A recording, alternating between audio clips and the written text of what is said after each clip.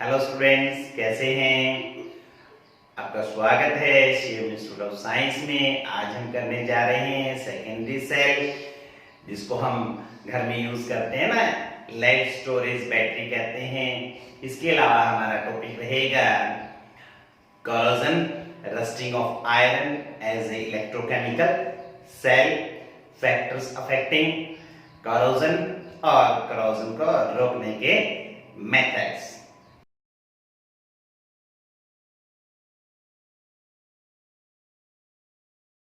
Secondary cell, जैसे कल बता दिया था हमने, सेकेंडरी सेल क्या है? ऐसी बैटरी या सेल जिसको आप क्या कर सकते हैं, रिचार्ज कर सकते हैं।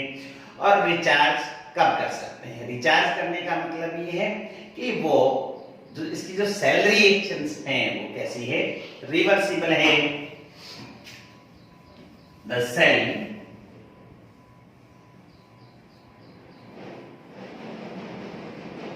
which can be recharged, that is cell reaction are reversible।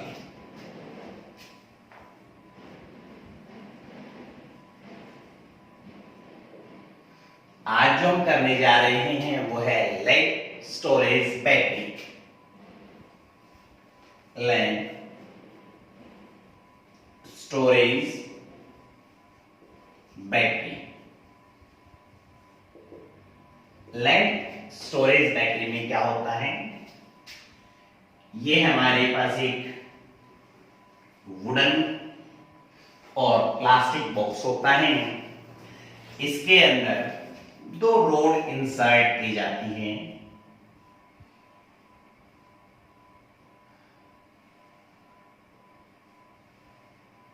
Anode, anode बना होता है पीबी का।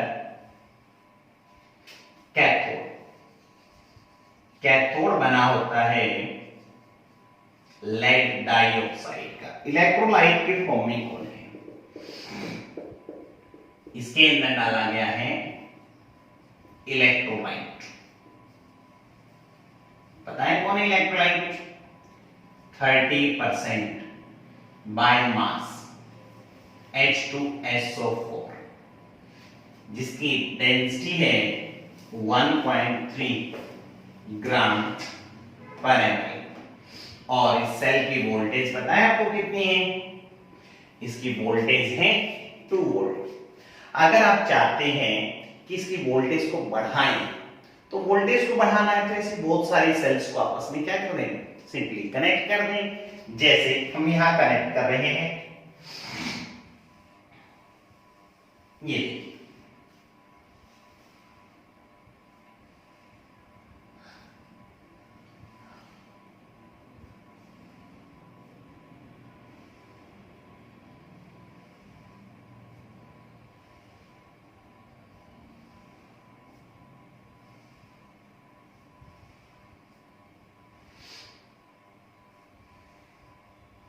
देखिए मैंने कितनी रोड्स लगा दी हैं इसके अंदर, 6 रोड लगाने का मतलब कितनी सेल बन गई हैं? आपके पास 3 सेल बन गई हैं। एक सेल की वोल्टेज मैंने कितनी बताई आपको? 2 वोल्ट। 2 वोल्ट बताने का मतलब 3 के लिए कितनी बन गई हमारे पास? 6 वोल्ट बन गई है। हर सेल के बाद एक प्लास्टिक शीट इंसर्ट कर दी जाती है। ये देखिए प्लास्टिक शीट इंसर्ट कर दी है। सभी के एनोड एक टर्मिनल पे इकट्ठे कर दिए जाते हैं।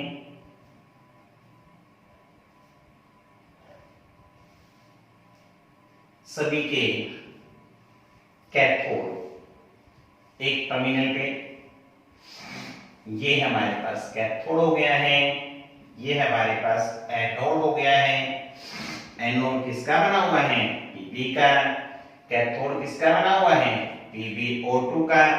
अभी बताया हमने इसके अंदर इलेक्ट्रोलाइट कौन है?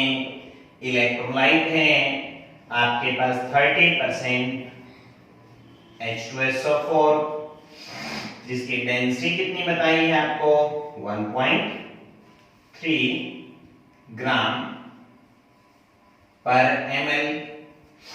H2SO4 कौन कौन से आयन रिलीज करेगा? हाइड्रोजन आयन रिलीज करेगा और सल्फेट आयन रिलीज करेगा। किसका काम कर रहा है हमारे पास? इलेक्ट्रोलाइट।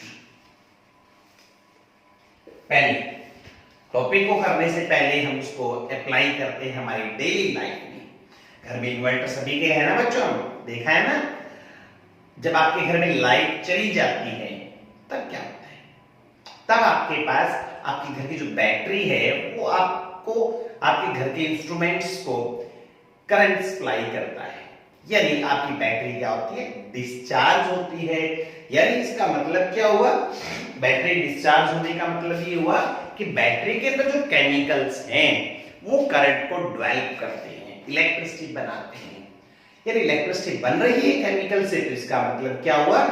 वो किसकी तरह काम कर रही है? वो काम कर रही है इलेक्ट्रोकेमिकल सेल की तरह काम कर रही है। जैसे ही आपके घर में लाइट आती है, इलेक्ट्रिसिटी आती है, तो क्या देखा हमने? आपकी बैटरी रिचार्ज होना शुरू होती है। यानी आपने बैटरी को करंट दिया, करंट देने से आपके केमिकल चेंज हो गए। तो इसको हम कहेंगे कि बैटरी के अंदर क्या हो रही है? इलेक्ट्रोलाइसिस हो रहा है, इलेक्ट्रोलाइटिक सेल की तरह काम कर रही है। यानी आपके घर में जो लेड स्टोरेज बैटरी है वो दो तरह से काम करती है, एक ड्यूरिंग डिस्चार्जिंग और एक ड्यूरिंग चार्जिंग। डिस्चार्जिंग में बताया क्या होता है? आपके इलेक्ट्रिक इंस्ट्रूमेंट्स को इलेक्ट्रिक करंट देती है, मतलब केमिकल चेंज के कारण इलेक्ट्रिसिटी प्रोड्यूस होती है। इसका मतलब क्या हुआ? किसकी तरह काम कर रही है? वो काम कर रही है किसकी तरह? इलेक्ट्रोकेमिकल सेल की तरह। जब वो रिचार्ज हो रही है तो हम उसको करंट सप्लाई कर रहे हैं, यानी करंट की वजह से उसमें केमिकल चेंज आएंगे, इसलिए वो किसका काम कर रही है? इलेक्ट्रोलाइटिक सेल का काम कर रही है। तो ध्यान रखना, हमें दोनों बातें लिखनी है कि बैटरी को आप डिस्चार्ज कर रहे हैं, बैटरी को आप रिचार्ज कर रहे हैं। डिस्चार्जिंग याद कर लेंगे तो चार्जिंग अपने आप ही याद हो जाएगी।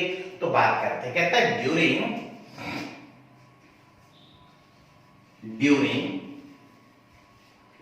discharging this battery or lead storage battery act as electrochemical cell, that is electricity is produced due to chemical change। बच्चों दोनों रिएक्शन जो है ना, एनोड और कैथोड की, दोनों एक साथ याद करिएगा। देखें कैसे करेंगे, ऐसे लिखिए, reaction at anode, reaction at cathode, दोनों एक साथ करेंगे। ये एनोड किसका बना हुआ है? किसका है? Pb का। कैथोड किसका बना हुआ है? PbO2 का। दोनों के अंदर सल्फेट आयन जोड़ दीजिए, दोनों के अंदर सल्फेट आयन। लेड के जिस फॉर्मूले में ऑक्सीजन है उसमें ये हाइड्रोजन आयन भी आप यूज करें। ये देखिए हाइड्रोजन आयन भी यूज कर लिए। एनोड पे क्या होता है? ऑक्सीडेशन, तो आप इलेक्ट्रॉन निकाल दीजिए। कैथोड पे क्या होता है? रिडक्शन, तो आप इसमें इलेक्ट्रॉन ऐड कर दीजिए। बिल्कुल ही आसान है बेटा, बिल्कुल ही आसान है। अब प्रोडक्ट दोनों में सेम बनेगा, PbSO4 और PbSO4। जिस फॉर्मूले में बच्चे क्या है हाइड्रोजन, उसमें बाय प्रोडक्ट आप पानी निकाल दीजिए। ये देखो बाय प्रोडक्ट हमने इसमें क्या निकाल दिया? पानी। इक्वेशन को बैलेंस करने के लिए यहाँ कितने इलेक्ट्रॉन लगा दिए? 2। पानी के आगे कितना लगा दे? 2। H के आगे 4 और इसके आगे 2। देखो इक्वेशन क्या हो गई? बैलेंस हो गई। अब देखो बच्चों ऐड करते हैं। जब दोनों को ऐड करेंगे तो कौन सब्ट्रैक्ट हो जाएंगे? इलेक्ट्रॉन देखो सब्ट्रैक्ट हो गए ना। अब Pb प्लस में PbO2 प्लस में 4H पॉजिटिव प्लस में SO4 2 negative gives you 2Pb SO4 plus में 2H2O। देखो इक्वेशन में मैं थोड़ा चेंज कर रहा हूं। ये हमारे पास आयंस है ना, इन आयन से फॉर्मूला बना देते हैं। Pb प्लस में PbO2 2H2SO4 gives you 2PbSO4 plus में 2 पाई। ये बच्चों मैंने ओवरऑल रिएक्शन लिख दी है ना। इस ओवरऑल रिएक्शन से आप कंक्लूजन क्या निकालोगे? ओवरऑल रिएक्शन से कंक्लूजन क्या निकला? देखो H2SO4 जो है वो कंज्यूम हो रहा है ना, रिएक्टेंट साइड, जो रिएक्टेंट साइड होता है वो कंज्यूम होता है, यानी H2SO4 कंटीन्यूअसली कंज्यूम होता जा रहा है। कंज्यूम होने का मतलब वो इसकी डेंसिटी लगातार क्या होती जाएगी? कम होती जाएगी।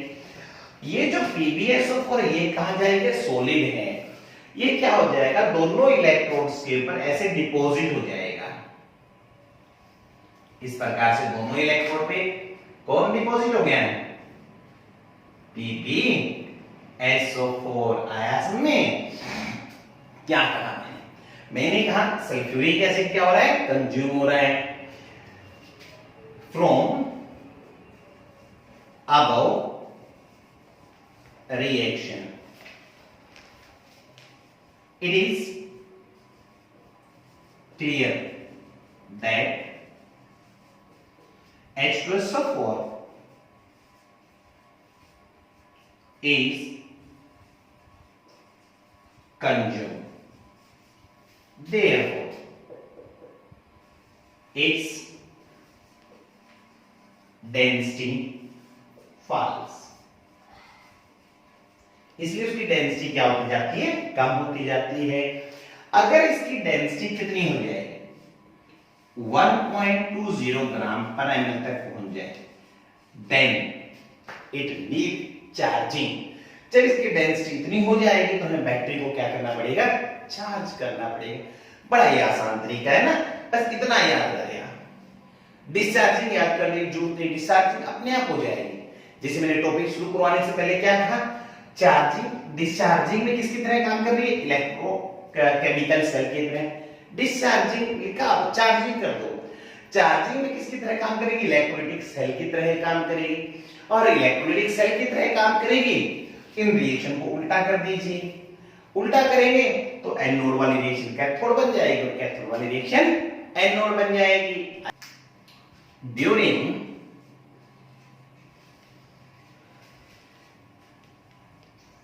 recharging, this cell act as this cell act as electrolytic cell।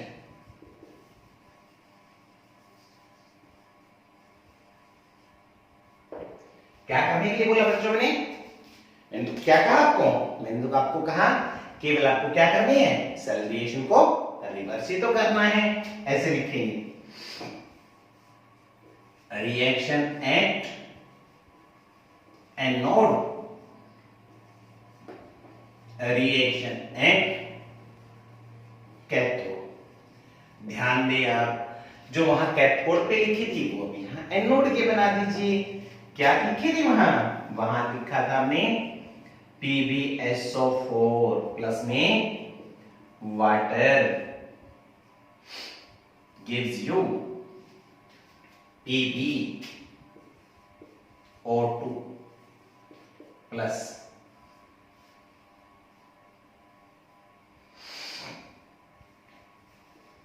SO4 2 negative plus H positive plus में 2 इलेक्ट्रॉन। देखो कैथोड वाली रिएक्शन लिखी है ना मैंने, केवल इसको उल्टा कर दिया है, इसलिए एनोड की रिएक्शन बन गई। PbSO4 gives इलेक्ट्रॉन भी थे ना यहाँ, Pb प्लस में SO4 2 नेगेटिव। ठीक है, इक्वेशन को उसी तरीके से ऐड कर दें। जैसे ही इक्वेशन को ऐड करते हैं इलेक्ट्रॉन तो कैंसिल हो जाते हैं, क्या बन गया है PbSO4 प्लस में 2H2O gives you Pb plus में PbO2 प्लस में 2SO4 2 नेगेटिव प्लस में H पॉजिटिव। इसको इकट्ठा करके लिख दें H2SO4। देखो बच्चों, इक्वेशन को मैंने रिवर्स कर दिया ना, इक्वेशन को रिवर्स कर दिया। आपको रिवर्स किया तो मुझे क्या क्या चीजें चाहिए, मुझे चाहिए PbSO4। PbSO4 था हमारे पास, बिल्कुल था। क्यों? क्योंकि ये तो क्या हो गया था, इलेक्ट्रोड के ऊपर डिपॉजिट हो गया था पानी। क्योंकि जब सेल वर्क करती है तो हीट प्रोड्यूस होती है, हीट प्रोड्यूस होने का मतलब पानी तो इवेपोरेट होके उड़ गया। तो इसका मतलब क्या हुआ, इसका मतलब ये हुआ, अगर आप चाहते हैं लेड स्टोरेज बैटरी काम करे, बढ़िया तरीके से काम करे, तो काम पता है कब कर सकती है, वो तभी काम कर सकती है जब आप बैटरी में क्या डालें, पानी डालें। इसलिए बच्चों, घर में जो इन्वर्टर वाली बैटरी है उसमें समय समय पर आपको क्या डालते रहना चाहिए, पानी डालते रहना चाहिए। अब देखो, क्या आपको सल्फ्यूरिक एसिड की रिक्वायरमेंट रही? नहीं, सल्फ्यूरिक एसिड तो दोबारा बन गया आयस में। तो ये बहुत इंपॉर्टेंट है आपके पास लेड स्टोरेज बैटरी।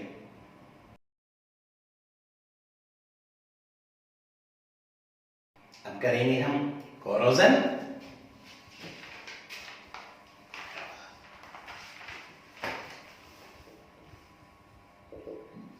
कोरोजन देखा आपने, कहां कहां देखा, बताइए आप, एग्जांपल बताएं। कोरोजन का एक तो बढ़िया एग्जांपल तो आपने देखा होगा, rusting of iron. Iron surface के ब्राउन कलर का पाउडर डिपॉजिट हो जाता है, नॉन स्टिकी। इसके अलावा आपने देखा है पीतल के ऊपर ग्रीन कलर की कोटिंग डेवलप हो जाती है, देखिए ना, मम्मी को देखा है ना। आजकल तो क्या देखा आपने, देखा ही नहीं होगा आजकल तो। ठीक है, चलो, हाँ, ये बढ़िया एग्जांपल रहेगा आपके। कौन सा? आपकी मम्मी ने देखा कार में सोने की ज्वेलरी यूज कर रखी है, गले में डाल रखी है, नाक में डाल रखी है, ठीक है, उसके बाद देखा आपने ग्रीन ग्रीन कलर की कोटिंग डेवलप हो जाती है। वो किसके कारण होती है? प्योर गोल्ड को तो रस लगता ही नहीं है, उसके अंदर कॉपर की इंप्योरिटीज होती हैं। उस इंप्योरिटी के कारण कॉपर को रस्टिंग हो जाती है। और किस कलर की कोटिंग डेवलप हो जाती है? ग्रीन कलर की।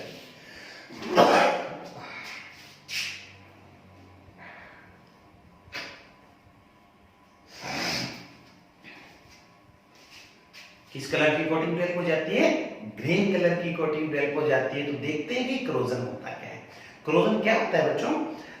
जो मेटल होती है ना, मेटल के ऊपर जब एटमॉस्फेरिक गैसेस और मॉइस्चर अटैक करता है ना, तो उसके ऊपर की सरफेस धीरे धीरे खत्म हो जाती है। अब मेटल खत्म कैसे होती है? आपको पता है ना, मेटल तो सॉलिड स्टेट में होती है। ये मेरे पास मेटल है, कौन सी स्टेट में है? सॉलिड। अब सॉलिड तो अपने आप को खत्म नहीं होता। मेटल जो है आपका दो फॉर्म में एग्जिस्ट करती है, इन दो पार्ट से मिलकर बनी होती है। एक ये स्पीसीज होती है और एक ये स्पीसीज होती है। याद है, इसको हम क्या कहते हैं? इसको कहते हैं पॉजिटिवली चार्ज्ड कर्नेल। इसको आप क्या कहते हैं? Mobile electrons. बच्चों, बहुत सारे बच्चे डिस्टर्ब रहते हैं कि कर्नेल और कैटायन में क्या फर्क है। जब तक ये इलेक्ट्रॉन, ये मोबाइल इलेक्ट्रॉन इसके इन्फ्लुएंस में है, तब तक ये कर्नेल है। जैसे ये इलेक्ट्रॉन इसके इन्फ्लुएंस से निकल के चले जाते हैं ना, तब आपके पास क्या बन जाता है? ये कैटायन बन जाता है। अब ये देखो, इसमें चार्ज कैसा है? पॉजिटिव, इसमें चार्ज नेगेटिव। इन दोनों के बीच में फिजिक्स बताती है ना, फर्स्ट में पढ़ी होगी आपने इलेक्ट्रोस्टैटिक वाली, स्ट्रॉन्गेस्ट फोर्स ऑफ अट्रैक्शन होता है। कौन सा फोर्स ऑफ अट्रैक्शन होता है? स्ट्रॉन्गेस्ट फोर्स ऑफ अट्रैक्शन होता है, जिसके कारण ये सॉलिड स्टेट में एग्जिस्ट करते हैं। अगर ये फोर्स खत्म कर दे तो मेटल खत्म हो जाएगी। अब फोर्स खत्म कैसे होगा? ये इलेक्ट्रॉन यहां से निकल करके चले जाएंगे। अगर ये इलेक्ट्रॉन यहां से निकल करके चले जाते हैं तो क्या होगा? मेटल अपने आप ही क्या हो जाएगी, खत्म हो जाएगी। आया समझ में? तो बात करते हैं कोरोजन। कोरोजन कैसे हो पता लगा? कोरोजन हुआ जब उसके ऊपर एटमॉस्फेरिक गैसेस और मॉइस्चर ने अटैक किया तो मेटल ने अपने इलेक्ट्रॉन को क्या कर दिया, लूज कर दिया मेटल अपने आप ही क्या होगी, कोरोड होनी शुरू हो गई, धीरे धीरे खत्म होनी शुरू हो गई। ठीक है, और मेटल में जब पॉजिटिव चार्ज आएगा तो वो नेगेटिव के साथ रिएक्ट करेगा ही करेगा, और क्या बन जाएगा, अलग फॉर्मूला बन जाएगा। अलग फॉर्मूला बनने का मतलब अलग प्रॉपर्टीज आ जाना। आया इसमें? कई बार तो कोरोजन बहुत ज्यादा नुकसानदायक होता है, कई बार इफेक्टिव भी होता है, कई सब्सटेंसेस के ऊपर प्रोटेक्टिव लेयर बना लेता है जिससे फर्दर कोरोजन को क्या होती है, प्रिवेंट कर देती है। जैसे एल्युमिनियम का केस होता है। एल्युमिनियम जो हमारे पास HNO3 होता है उसको ट्रांसफर करने के लिए एल्युमिनियम कंटेनर का यूज करते हैं। क्यों? क्योंकि एल्युमिनियम के ऊपर ऑक्साइड के प्रोटेक्टिव लेयर बन जाती हुई कोरोजन है, लेकिन उस केस में किसका काम करे, प्रोटेक्टिव लेयर का काम कर रही, क्योंकि उसके सरफेस पे डिपॉजिट हो जाती है। आया इसमें? तो स्टार्ट करते हैं कोरोजन। कोरोजन क्या है? Slowly eating away, slowly eating away of metal surface due to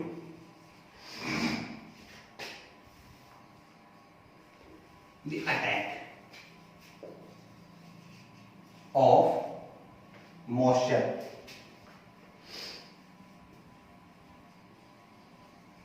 and atmospheric gases, जिसके कारण क्या होगा, as a result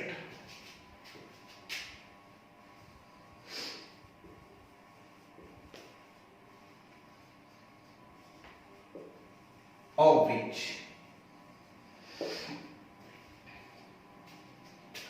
oxides, carbonates, etc. are formed on metal surface.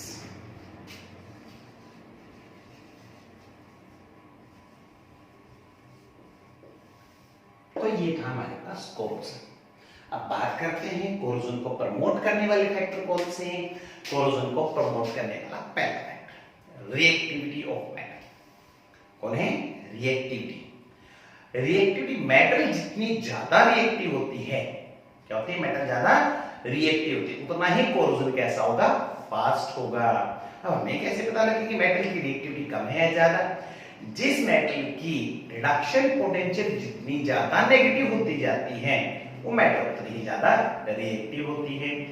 Presence of moisture and air, जैसे कि ऊपर लिख रखा है, कोरोजन को प्रमोट कौन करता है, एटमॉस्फेरिक गैसेस और मॉइस्चर ही तो करता है। तीसरा factor presence of salt in water. अगर हम सी वाटर की बात करें, सी वाटर में क्या होता है, क्या होता है सी वाटर में? सी वाटर में इलेक्ट्रोलाइट होते हैं। इलेक्ट्रोलाइट होने के कारण पानी के आयन जल्दी बनेंगे। आयन जल्दी बनने का मतलब मेटल से इलेक्ट्रॉन को इजीली कैप्चर करेंगे। इसलिए सैलाइन वाटर के अंदर कोरोजन कैसा होता है, फास्ट होता है। चौथा फैक्टर, so मेटल सरफेस के ऊपर स्ट्रेन द मेटल सरफेस। क्या होता है, मेटल के ऊपर डेड बेंड हो जाते हैं ना, जहां भी गड्ढे बन जाते हैं। आप देखा ना घर पे, जिनके घर में लोहे के दरवाजे हैं, तो मेन गेट देखा है ना आपने, मेन गेट में कहां कोरोजन होता है, देखा है कभी, नोट किया है आप? जिसके घर में आयरन के दरवाजे लगे, खिड़कियां लगी, उसमें देखना कोरोजन कहां लगा मिलेगा, बिल्कुल बॉटम एंड पे। कहां लगा मिलेगा? बॉटम एंड पे, जहां पर मॉइस्चर को इकट्ठा होने के लिए जगह मिल जाती है। तो ये वो फैक्टर्स हैं जो कोरोजन को क्या करते हैं, प्रमोट करते हैं। अब हम बात करते हैं रस्टिंग ऑफ आयरन की। ठीक है, रस्टिंग ऑफ आयरन क्या है, एक इलेक्ट्रोकेमिकल सेल है। आयरन सरफेस के ऊपर क्या बन जाती है, माइन्यूट सी छोटी छोटी इलेक्ट्रोकेमिकल सेल्स बन जाती है। वो धीरे धीरे बढ़ती रहती है और अल्टीमेटली क्या कर देती है, आपके मेटल सरफेस को धीरे धीरे क्या कर देती है, खत्म कर देती है। तो भी हम करते हैं कोरोजन ऑफ आयरन, जिसको हम क्या नाम देंगे, रस्टिंग।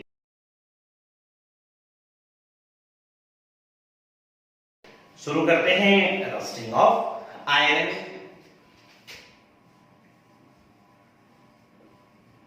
Rusting of iron. मान लीजिए सत्य, मान लीजिए ये क्या है भाई, एक मेटल सरफेस है, ठीक है। कौन है ये? मेटल सरफेस, ठीक है। एक तगड़ा सा सांड आया। कौन आया? तगड़ा सा सांड। उसने क्या किया? मारी इसके ऊपर टक्कर, और टक्कर मारते क्या हुआ, इसके ऊपर क्या हो गया भाई, ये बैंड बन गया, एक स्ट्रेन बन गया। क्या बन गया? ये क्या? स्ट्रेन बन गया। अब रात को क्या हुआ? मॉइस्चर। कौन हुआ? मॉइस्चर। मॉइस्चर क्या हुआ?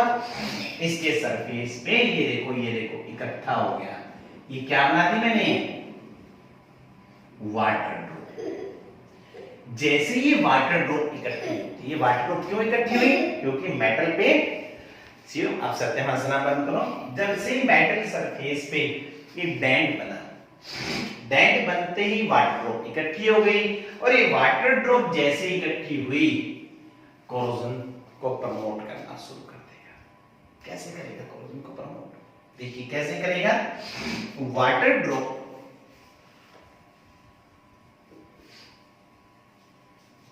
present on metal surface react with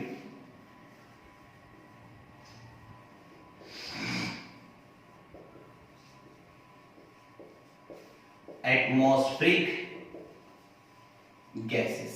किसके साथ रिएक्ट करेगा? एटमॉस्फेरिक गैसेस के साथ। ये देखो कार्बन डाइऑक्साइड के साथ हमारा पानी रिएक्ट कर गया। जैसे ही पानी इसके साथ रिएक्ट किया, तब क्या बना दिया इसने? एक एसिड बना दिया। कौन सा एसिड? H2CO3। और ये क्या बन गया? इलेक्ट्रोलाइट। जैसे मैंने टॉपिक शुरू किया तभी बताया ना आपको। क्या बताया? मैंने बताया कि आयरन सरफेस पे क्या बन जाती है? छोटी छोटी इलेक्ट्रोकेमिकल सेल्स बन जाती है, और इलेक्ट्रोकेमिकल सेल बनेगी तो इलेक्ट्रोलाइट तो चाहिए ही चाहिए। देखो कौन इलेक्ट्रोलाइट का काम कर रहा है? H2CO3। जैसे ही H2CO3 बनेगा, ये डिसोसिएट हो जाएगा। है तो वीक इलेक्ट्रोलाइट, लेकिन है तो ऐसे ही ना। क्या रिलीज किया? H पॉजिटिव आयन रिलीज कर दिए। जब पानी में आयन्स आ जाते हैं तो पानी भी तो क्या हो जाता है? डिसोसिएट हो जाता है। तो ये देखो पानी को भी मैंने डिसोसिएट करके दिखा दिया, ना। गड़बड़ हो गई। कैसे गड़बड़ हुई बताओगे? सोचने वाली बात आ गई। मैंने कहा मेटल कैसे खत्म होती है? मेटल खत्म होती है, मेटल में से इलेक्ट्रॉन निकल जाए तो खत्म हो जाएगी। और जब इलेक्ट्रॉन निकलेंगे, इलेक्ट्रॉन को कोई लेने वाला भी तो होना चाहिए। देखो इलेक्ट्रॉन को लेने वाला आ गया H पॉजिटिव। तो इसका मतलब जैसे ही मेटल सरफेस मतलब आयरन के ऊपर जैसे ही H पॉजिटिव आयन बना, और H पॉजिटिव आयन बनने का मतलब रस्टिंग को प्रमोट कर दिया। अब क्या करेगा? जो इस वाटर ड्रॉप के नजदीक का ये वाला आयरन है, ये वाला आयरन, ये क्या निकालना शुरू कर देगा? इलेक्ट्रॉन्स निकालना शुरू कर देगा। Iron surface near the water drop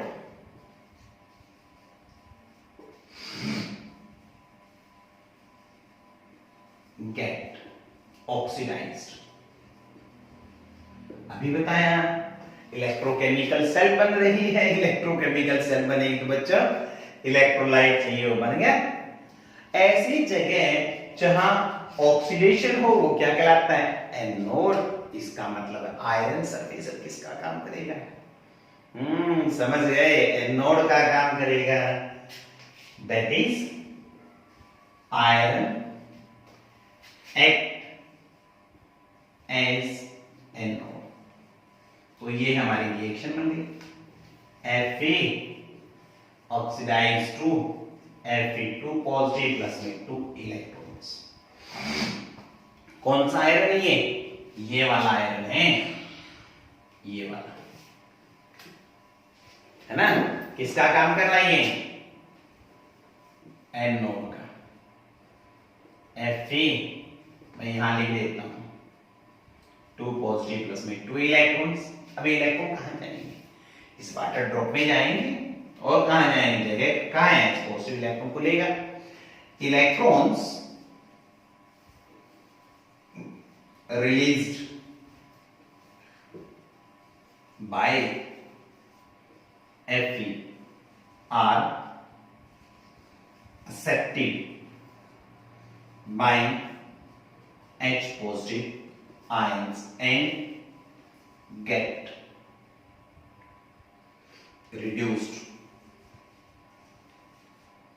to water by the action of O2, by the action of oxygen। देखो क्या हुआ, ये इलेक्ट्रॉन निकले, इन इलेक्ट्रॉन को कैप्चर कर लिया इस H पॉजिटिव ने। एटमॉस्फेयर में कौन बैठी थी, ऑक्सीजन, क्या कर रही, रिएक्ट कर रही और क्या बना दिया, पानी। गड़बड़ हो गई, अब तो दिक्कत लगातार बढ़ती ही बढ़ती जा रही है। कैसे बढ़ती जा रही है, देख लीजिए। कोरोजन को प्रमोट करने के लिए क्या चाहिए था, पानी। क्या चाहिए था, पानी, और पानी दोबारा बन गया। यानी कोरोजन होने में, स्टार्ट होने में टाइम लगता है, लेकिन जब कोरोजन शुरू हो जाता है तो ऑटोमेटिक वो अपने आप को बनाता ही रहता है, मतलब प्रमोट करता रहता है। अब इस जगह पे क्या हो रहा है, रिडक्शन हो रहा है। ऐसी जगह जहां रिडक्शन होता है वो क्या कहलाती है, कैथोड। ये लो जी, कैथोड भी अब हमारे पास क्या हो गया ना। तो यहां लिख लो cathode, for H positive, for electron O2 gives you 2H2। Cathode anode को जोड़ दे तो ओवरऑल हो जाएगी। ओवरऑल बनाने के लिए क्या करूं मैं, Fe वाले रिएक्शन को 2 से मल्टीप्लाई करना पड़ेगा ना। क्यों करना पड़ेगा, क्योंकि इलेक्ट्रॉन यहां 2 है और वहां 4 है, इसलिए हमने इसको 2 से मल्टीप्लाई कर दिया। ओवरऑल रिएक्शन भी मैं यही लिख देता हूं, 2Fe plus 4H positive plus O2 gives you 2H2O plus में Fe2 पॉजिटिव। ये जो Fe2 आयन बने हैं ये फर्दर ऑक्सीडाइज हो जाएंगे। Fe2 ions are further oxidized by the action of air and moisture। Air और मॉइस्चर से ये ऑक्सीडाइज हो जाएंगे। Fe2 पॉजिटिव प्लस में पानी प्लस में ऑक्सीजन बन जाएगा Fe2O3 प्लस में H पॉजिटिव। बच्चों इस लास्ट वाली इक्वेशन को विशेष तौर पे ध्यान रखना है। क्यों विशेष तौर पे ध्यान रखना है, बच्चे इस पूरे टॉपिक को याद कर लेते हैं और ये लास्ट वाली इक्वेशन बैलेंस नहीं हो पाती। क्या नहीं हो पाती, बैलेंस नहीं हो पाती। बच्चे देखते हैं वैसे तो कैसे करते हैं, भाई Fe1 है यहाँ 2 है तो क्या करते हैं इसके आगे 2 लगा देते हैं। हाइड्रोजन कितने हैं, 2 लगा देते हैं, हो गया। और बड़े खुश होते हैं, ऑक्सीजन तो बैलेंस ही होगी, ऑक्सीजन बैलेंस है, खुश हो जाते हैं। लेकिन बच्चों ये इक्वेशन बैलेंस नहीं होगी। देखिए क्यों नहीं हुई बैलेंस, क्यों नहीं हुई, यानी को चार्ज यहाँ चार्ज कितना है +4 है, यहाँ चार्ज कितना है +2 है। तो इस इक्वेशन को बड़े ध्यान से बैलेंस करना है।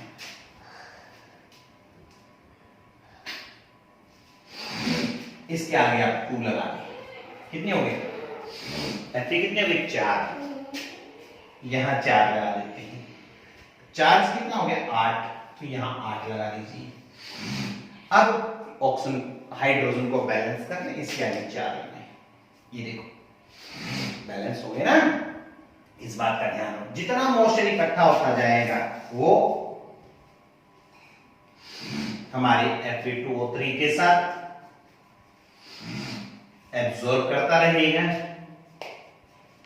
Fe2O3 डॉट X और ये हमारा तैयार हो गया कौन, रस्ट। कौन तैयार हो गया, रस्ट तैयार हो गया। हमें जो समझ में आया, रस्टिंग ऑफ आयरन यानी कोरोजन ऑफ आयरन, इसको हमने प्रूव किया कि एज ए इलेक्ट्रोकेमिकल सेल, छोटी छोटी इलेक्ट्रोकेमिकल सेल्स बन जाती हैं। अब देखते हैं मेथड्स ऑफ प्रिवेंटिंग किस चीज को, कोरोजन को। कोरोजन को रोकने वाले फैक्टर कौन से हैं, कोरोजन को रोकने वाले फैक्टर्स, पहला बैरियर प्रोटेक्शन, जो हम ऑलरेडी करते हैं, घर में करते हैं, ठीक है। जैसे क्या करते हैं, आयरन सरफेस के ऊपर हम क्या कर देते हैं, पेंट कर देते हैं, कलरिंग कर देते हैं। ये कोरोजन को क्या करता है, प्रिवेंट करता है। कैसे प्रिवेंट करता है, मॉइस्चर को इसको अटैक करने से रोकता है। दूसरा तरीका, use of anti rust solution, use of anti rust solution. Anti rust solution का यूज करके भी आप कोरोजन को प्रिवेंट कर सकते हैं, ठीक है। तीसरा तरीका काफी इंपॉर्टेंट है। तीसरा तरीका क्या है, सैक्रिफिकेशन। सैक्रिफिकेशन क्या है, आयरन सरफेस के ऊपर उससे ज्यादा रिएक्टिव मेटल की कोटिंग कर देना क्या कहलाता है, sacrification. Coating of iron surface, coating of iron surface with more reactive metal like zinc, magnesium etcetera. कोई भी मेटल जिसकी रिएक्टिविटी आयरन से ज्यादा है, उसकी अगर हम कोटिंग कर दें तो उस प्रोसेस को हम क्या कहते हैं, सैक्रिफिकेशन। अगर जिंक की करते हैं कोटिंग तो उस प्रोसेस को कहते हैं गैल्वेनाइजेशन। क्या कहते हैं, गैल्वेनाइजेशन।